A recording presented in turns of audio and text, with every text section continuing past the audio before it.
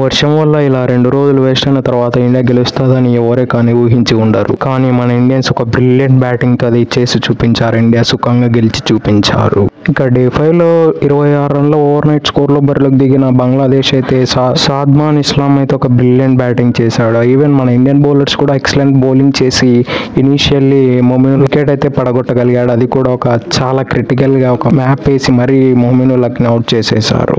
మొమినుల్కి out అయిపోయాడు.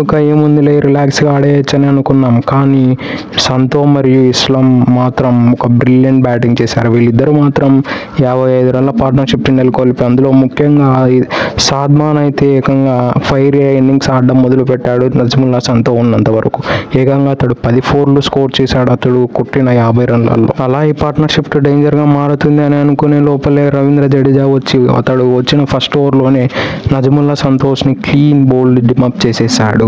ఇంకా ఆ తర్వాత వికెట్ పైన ఎవరినే కానీ కన్సిస్టెంట్గా ఒక్కరిని కూడా నిలవనీయకుండా వచ్చిన వారు వచ్చినట్టే పెవిలియన్కు పంపించడం మొదలుపెట్టారు మన ఇండియన్ బౌలర్స్. ముఖ్యంగా ఆకాశ్దీప్ అయితే బ్రిలియంట్ బౌలింగ్ స్పెల్ వేసి ఒక సాద్మాన్ ఇస్లాం అయితే ఈజీగా అవుట్ చేసి పడేశాడు.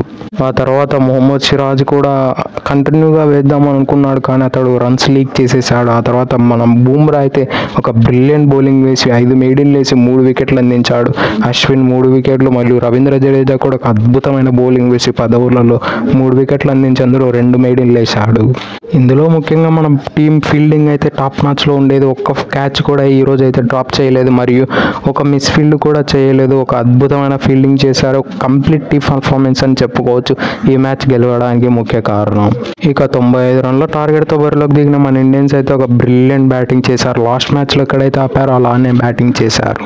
దీనితో మీకు ఇంకో ఇంట్రెస్టింగ్ ఫ్యాక్ట్ చెప్పాలన్నా టెస్ట్ క్రికెట్ చరిత్రలో 85 ఏళ్ల చరిత్రలో ఎప్పుడే కానీ ఒక టీము టెస్ట్ క్రికెట్లో 2 ఇన్నింగ్స్లో ఒక్క మీడియన్ కూడా ఆడుకోకుండా లేదు. కానీ మన ఇండియా మాత్రం ఈ సిరీస్లో మాత్రం 2 ఇన్నింగ్స్లో ఒక్క మీడియన్ కూడా ఆడలేదు. ఇది కూడా ఒక చరిత్రమైన రికార్డ్.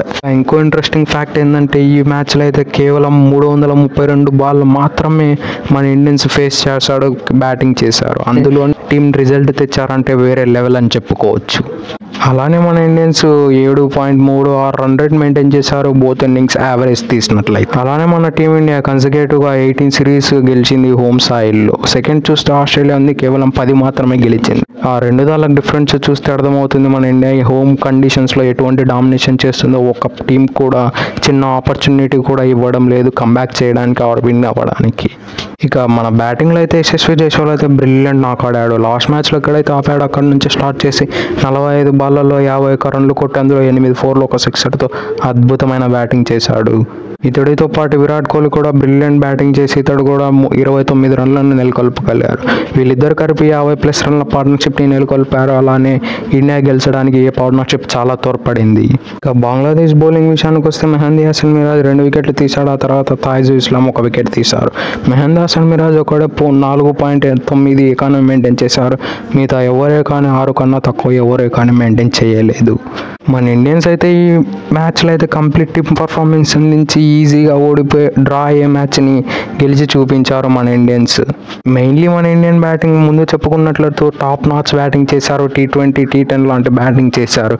ఎక్కడే కానీ బంగ్లాదేశ్ ప్లేయర్స్కు హోపే లేకుండా వాళ్ళు వీర విహారం చేసి పడేశారు. ఆ అద్భుతమైన బ్యాటింగ్ వల్లనే మన ఇండియన్స్ కొంచెం సునాయాసంగా గెలిచడానికి తోడ్పడింది. ఒకవేళ ఆ బ్యాటింగ్ లేకుండా నార్మల్ బ్యాటింగ్ చేసింటే ఈ పార్టీకి మ్యాచ్ అనేది డ్రా అయిపోయేది. అది కూడా ఇటువంటి బ్యాటింగ్ వల్లనే ఒక సెక్షన్ తేడాతో మన ఇండియా గెలిచి చూపెట్టారు. ఈవెన్ కొట్టిన 95 రన్లు కూడా కేవలం 17 ఓవర్లలోనే కొట్టిపడేశారు. Almost 7 point ఎకానమీతో కొట్టిపడేశారు. ఇటువంటి బ్యాటింగ్ ఇటువంటి కంప్లీట్ టీమ్ పర్ఫార్మెన్స్ ఇంతకు ముందు చరిత్రలో ఎప్పుడే కానీ నమోదు అవ్వలేదు. ఇదే ఫర్ ద ఫస్ట్ టైం. ఇక ముందు కూడా ఎప్పుడు నమోదు అవుతుందో మనం ఊహించలేము. కాబట్టి ఈ మ్యాచ్ ఎంజాయ్ చేయండి. That's it for today. ఇలాంటి మరెన్నో వీడియోల కోసం మన ఛానల్ని సబ్స్క్రైబ్ చేసి డైలీ ఫాలో కాండి. That's it for today. Thank you.